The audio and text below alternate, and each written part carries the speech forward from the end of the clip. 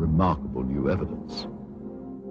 If this film indeed corresponds with Vereshchagin's story, what we are looking at is the scene of the crash site in Pereyaslawski as viewed by a camera on top of a military truck.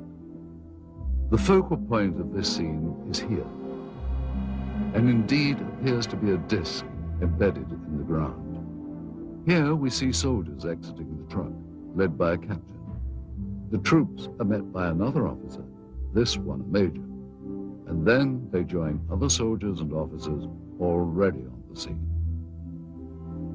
This footage is one of 4 reels of film acquired during our investigation.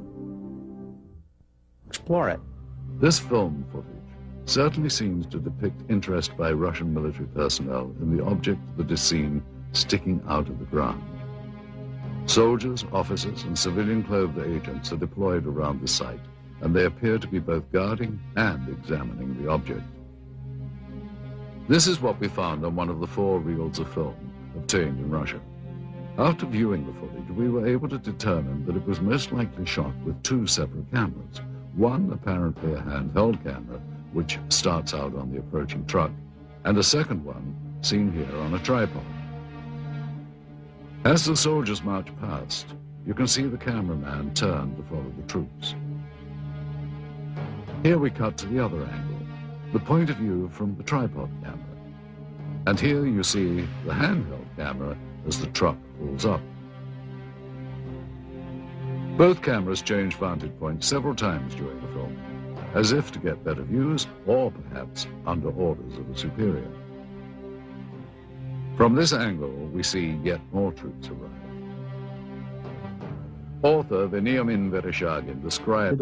Знаете, в дальнейшем события приняли более такой масштабный характер. По просьбе КГБ были привлечены... On the KGB request, Soviet army... And here you see the man who is probably the head KGB agent directing the cameraman to point his camera toward the disc. A total of almost 1,200 feet of negative were recovered just on this crash site.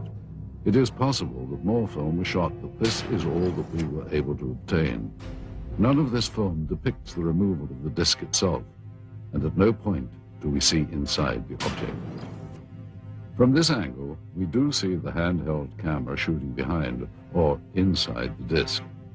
However, that footage, if it was in fact ever shot, was not included in the cans of film we acquired. We can only speculate that it may still be at large.